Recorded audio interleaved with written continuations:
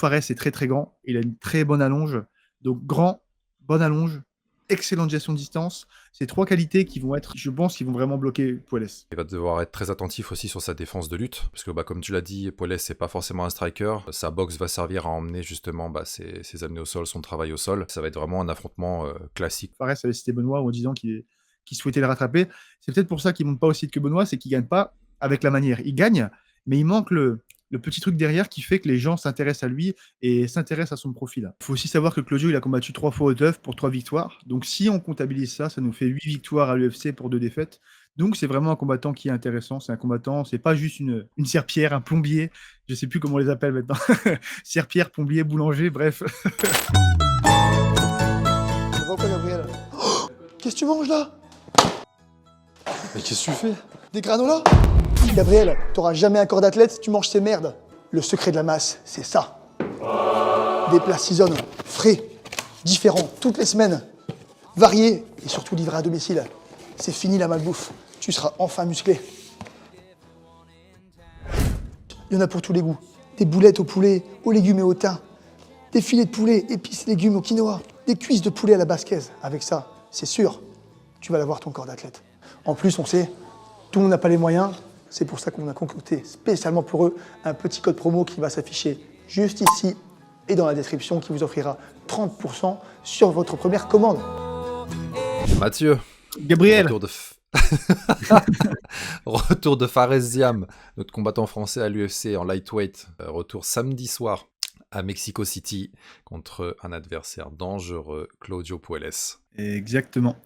Ce sera à l'Arena CDMX de Mexico, comme tu l'as dit. Un combat qu'on attend depuis quelques temps. Fares, ça fait quelques temps qu'on l'a pas vu combattre. Son dernier combat remonte à l'année dernière, à juillet dernier. Et il avait combattu contre Jay Herbert. C'était fini sur une victoire par décision. Et on attend impatiemment le retour de notre Français. Herbert qui était un gros client parce que c'était un ancien champion du Cage Warrior. Exactement. C'est vrai qu'il avait en plus le même physique que Fares. Fares, je sais qu'il est très très grand, qu'il a beaucoup de facilité avec les petits, mais là c'était un mec qui était quasiment plus grand que lui, je crois. Herbert, il est quand même vraiment très très grand. Je me suis dit comment est-ce qu'il va gérer ça, puis au final il avait réussi à prendre l'ascendant. Alors, petit rappel pour ceux qui connaissent pas Fares, bon, je doute que beaucoup de gens ne connaissent pas Fares, mais pour ceux qui connaissent pas forcément le parcours de Fares, il est à 14 victoires pour 4 défaites. Donc il a quasiment une vingtaine de combats en professionnel. Et comme beaucoup d'athlètes actuellement à l'UFC, un peu à l'image d'Adesanya ou de Pereira, il vient du kickboxing et il s'est reconverti au MMA. Et ça lui réussit très très bien, puisqu'il a une très bonne attitude dans le ring. Il a bien réussi à transposer ses capacités techniques de kickboxer dans la cage.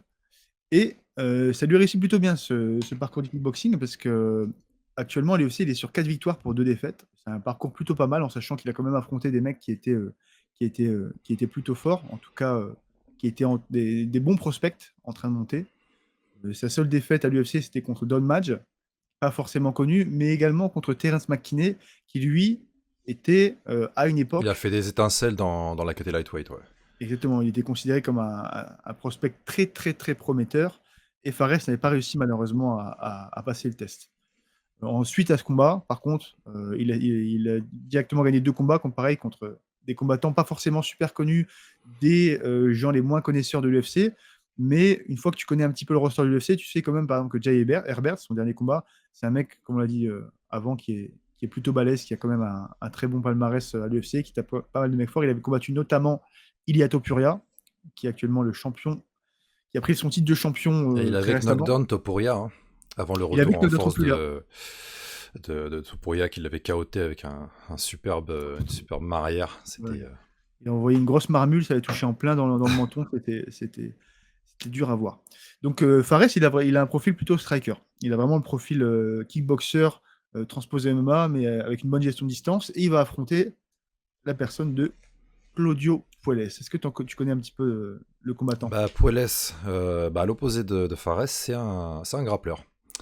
C'est un grappleur qui est à 12 victoires, 3 défaites. Il a 7 fights à l'UFC, donc aussi Fares va effectuer son 7e fight à l'UFC. Il est à palmarès de 5-2 dans l'octogone. Et il a enchaîné 5 victoires d'affilée avant d'être stoppé justement par Dan Hooker. Et d'ailleurs, on reviendra sur Dan Hooker par rapport aux déclarations de Fares qu'il a eues dernièrement. On reviendra en fin de vidéo, tout à fait. Faut aussi savoir que Claudio, il a combattu 3 fois au TUF pour 3 victoires. Donc si on comptabilise ça, ça nous fait 8 victoires à l'UFC pour 2 défaites. Donc c'est vraiment un combattant qui est intéressant. C'est un combattant, c'est pas juste une serpillière, un plombier, je sais plus comment on les appelle maintenant. Serpillière, plombier, boulanger, bref. C'est vraiment un combattant qui a quand même affronté des mecs solides et qui a un très bon palmarès à l'UFC. Comme tu l'as dit, un profil très grappleur, quasiment même, si je pouvais dire, exclusivement grappleur, parce que je l'ai pas vu faire des étincelles debout. Je l'ai vu vraiment que performer, que faire des choses impressionnantes au sol. Et pareil, hein, quand je dis grappleur, c'est vraiment grappleur, hein, c'est pas grappleur-lutteur, c'est uniquement grappling. Et on va vous expliquer un petit peu pourquoi dans l'analyse qui va suivre juste après. Alors voilà, donc dans l'opposition de style, je pense qu'on va rester sur un Fares, gestion de la distance, striking, piquer, ressortir. Il va devoir être très attentif aussi sur sa défense de lutte, parce que comme tu l'as dit, Puelles c'est pas forcément un striker. Sa boxe va servir à emmener justement ses amener au sol, son travail au sol. Ça va être vraiment un affrontement classique. Ouais, c'est un textbook lutteur contre striker en fait, hein. Là, c'est vraiment un combat tout à fait classique comme tu l'as dit. Après, il y a quand même quelques spécificités. Ça va être un combat gaucher-droitier, puisque Fares est droitier et Puelles est gaucher. C'est vraiment le côté gaucher-droitier. C'est un combat où vraiment celui qui manage le mieux à distance, souvent celui qui gagne. Et s'il y a bien une chose où Fares il est excellent, c'est même ce qui lui vaut un petit peu de critique d'ailleurs, parce qu'il prend très peu de risques dans ses combats. On voit, hein, Fares il gagne quand même énormément la décision, il met très peu de KO, il ne met pas de soumission, il gagne quasiment tout le temps la décision. C'est justement parce qu'il excelle dans cette discipline qui est la gestion de distance.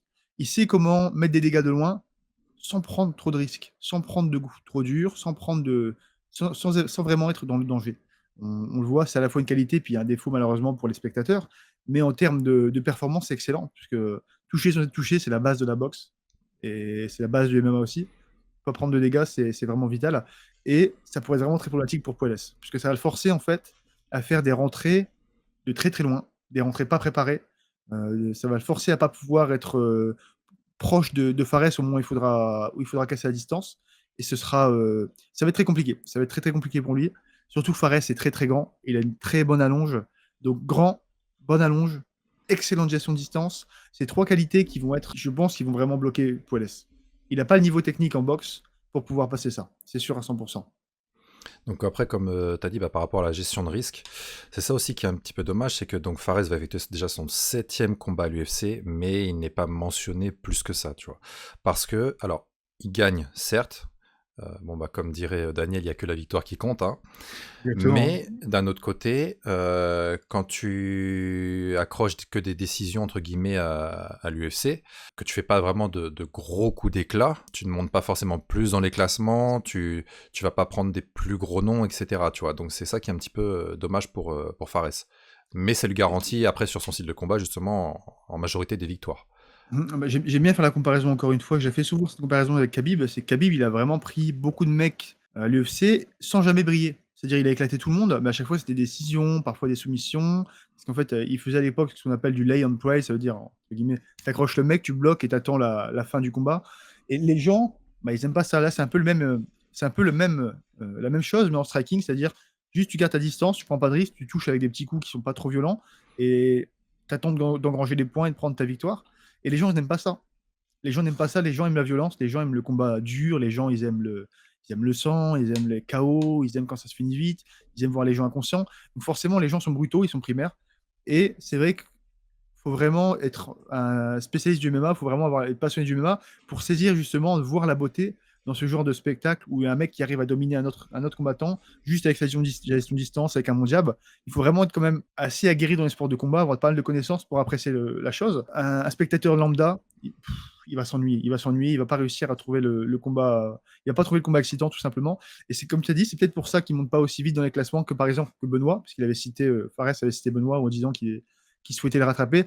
C'est peut-être pour ça qu'il monte pas aussi vite que Benoît, c'est qu'il gagne pas avec la manière. Il gagne, mais il manque le petit truc derrière qui fait que les gens s'intéressent à lui et s'intéressent à son profil. Après, Benoît, il a quand même tapé Bonfim, qui était en pleine montée. Je pense que si Fares avait gagné son combat contre McKinney, il serait peut-être au même stade que Benoît. Malheureusement, il n'a pas réussi à passer le challenge et c'est ça qui l'a bloqué. En fait, il a pas réussi. Il a donné sa hype un petit peu à Terence. Et ensuite, Benoît, il a aussi combattu Thiago Moises, qui est dans le top, tu vois. Pareil pour Matt, il est également dans le top. Donc, c'est des oppositions qui sont quand même un petit peu différentes. il a loupé sa fenêtre quand il a perdu ce combat contre Terence, en fait. S'il avait gagné ce combat-là, je pense qu'il serait déjà beaucoup plus haut dans les classements et ça ralentit un petit peu sa hype. On vendait Puelles comme, comme une proie, comme le combattant qui va se faire éclater, mais il a quand même des qualités qui sont super intéressantes pour ce combat. C'est vrai qu'il a un striking qui est, on ne va pas se mentir, très, très, très moyen. Très, très moyen. Je le vois, pour moi, c'est quasiment impossible qu'il surpasse Fares sur ce domaine-là. En revanche, Ouais. il a quand même des amenés au sol qui sont très durs à prédire. Il a une mauvaise lutte. Comme je l'ai dit avant, il a une très mauvaise lutte. Il ne sait pas bien rentrer en takedown, il ne sait pas bien mettre les double legs, il ne sait pas très bien mettre les singles, il n'a pas des tripes de malade, il n'a pas des contrôles contre la cage de fou. Il a juste un très bon sol. Et il est fort pour une chose, c'est rentrer de manière imprévisible. Par exemple, en faisant comment ça s'appelle, des Inamari rolls. Donc, pour ceux qui ne connaissent pas le terme, c'est juste, en gros, tu viens rouler sur toi-même pour attraper la clé de cheville, pour rentrer dans les jambes. Donc, il rentre un petit peu de manière dure à prévoir. C'est juste qu'il faut être toujours vigilant avec lui. Et on a vu que Fares, il peut se faire surprendre par ça, justement. Contre Terence, c'est comme ça qu'il a perdu. Il s'est fait surprendre parce qu'il était un petit peu trop dans son mode gestion, un petit peu dans son mode distance, justement. Et boum, d'un coup, Terence, il est rentré de manière inexplicable, comme un malade, à 100% en lutte. Et il a réussi à l'amener au sol en surprenant. C'est le genre de choses que peut typiquement bien faire Claudio. Donc, c'est pas non plus un combat à sens unique. C'est un combat qu'il faut prendre toujours au sérieux. Ça veut dire, même si tu es au milieu du troisième, tu dois te dire, OK, à tout moment, il peut rentrer d'une manière bizarre, choper une jambe et ne plus me lâcher. Donc, c'est vraiment pas si facile que ça. Sur papier, Fares, si jamais il reste prudent, discipliné, toujours vigilant, c'est une victoire qui est quasiment assurée. Mais attention, c'est le genre de Attention au combattant. coup de folie Voilà, de Claudio, exactement. quoi. Tu peux pas te reposer sur le. Tu peux jamais te reposer. C'est le genre de combat où tu peux jamais prendre ta seconde de repos. Il faut savoir, je dis souvent aussi, c'est qu'une bête blessée, une bête qui se sent dominée, c'est là qu'elle va devenir le plus dangereuse parce qu'elle fait n'importe quoi. Elle fait des choses que tu peux pas prévoir. Donc, il faut pas vendre la peau de l'ours avant de l'avoir tué. On espère la victoire pour Fares, mais c'est un combat où il faut rester toujours, toujours, toujours, toujours concentré. On est bon pour l'analyse technique. On peut enchaîner directement sur la petite partie polémique. Est-ce que... Donc voilà, enchaînant après donc avec une déclaration de Fares concernant Dan Hooker. Voilà, donc dans les médias, on a pu voir que Fares évoquait le nom de Dan justement comme adversaire potentiel après. Alors, il pourrait potentiellement accéder, et encore au nom de Dan Hooker, seulement et si seulement il fait une performance genre éclatante, je sais pas, KO spectaculaire premier round ou quelque chose qui marque les esprits justement, pour te dire ok, ce combattant-là, je veux le voir faire une guerre contre Dan Hooker, tu vois. C'est ça. Faut pas non plus aller trop vite en besogne. Vous savez qu'Alfares, il est en train de se relancer très très bien, mais actuellement dans le classement de l'UFC, il est top 33. Enfin, il est classé 33e. Je sais plus s'il y a des classements exactement pour l'UFC au-dessus du top 15, mais officiel. Mais sur les classements qu'on peut trouver sur internet, il est situé en top 33. C'est vrai que ça fait un gros gap de passer. Il est 9e Dan Hooker, c'est ça dans mes souvenirs? Ouais, Il me c'est semble ça. qu'il est 9e. Ça fait quand même un gros gap de passer de top 33 à top 9, c'est quand même vraiment trop d'écart d'un coup. Ça m'étonnerait qu'il puisse arriver directement à Dan Hooker après ce combat et qu'il puisse directement arriver dans le top 10 après 2 combats, comme il l'espérait selon ses dires. C'est peut-être un petit peu trop rapide. Je pense qu'il aurait besoin de 3 combats au minimum pour rejoindre le top 10. Et avec en des très sachant... grosses performances, pas C'est ça. forcément des décisions. Ou alors des Ça décisions dépend. vraiment avec des très grosses guerres, Voilà, tu vois. Où il a exactement. montré du cœur. Et, Ou des décisions avec des grosses guerres, ou des grosses performances, ou en prenant des combattants intéressants, des combats intéressants dans le classement qui sont vraiment plus hauts. Seulement, qui va accepter dans le top de prendre un combattant qui est classé 33e? Voilà, c'est là c'est là où le bas blesse. Puisque Puelles, il n'est pas classé, enfin officiellement il n'est pas classé. Fares est top 33. C'est pas comme si Fares il affrontait un top 10, un top 15. Il peut pas monter directement aussi vite. Je pense qu'il va falloir qu'il tape au moins 3 personnes pour pouvoir accéder au top 10. Et encore, au top 15 peut-être. À voir, mais en tout cas, c'est peut-être. Je comprends que les propos fassent polémique parce que c'est peut-être aller trop vite. C'est peut-être aller trop vite. Et c'est peut-être déjà surtout penser trop tôt à la suite en fait. Il faut déjà qu'il tape Claudio. C'est un truc qui est très important. C'est vraiment taper Claudio avec la manière et ensuite tout dépendra de ça. Il ne faut pas aller trop vite en besogne. Donc voilà pour cette news sur le français Faresiam qui combattra demain à l'UFC. On le rappelle, l'UFC Mexico. N'hésitez pas très à le grosse carte suivre. d'ailleurs. Ouais. Avec Brandoy Rolval contre Moreno 2, Brian Ortega contre Yair Rodriguez et notre français Faresiam. Voilà. Très belle carte. N'hésitez pas à nous dire en commentaire, comme d'habitude, comment vous voyez le combat se dérouler et surtout pour qui vous tenez, mais je doute pas d'un poil que, que vous allez tous dire Fares. Putain, c'est pourri comme Vas-y, je te laisse faire la conclusion. Voilà pour cette news. Donc comme d'habitude, n'hésitez pas à nous dire en commentaire qui vous voyez gagnant sur ce combat. On se doute pas qu'il y aura le petit côté chauvin qui ressortira. Comme d'habitude. Exactement. Et on se dit donc à très vite pour une prochaine news. Os. Os.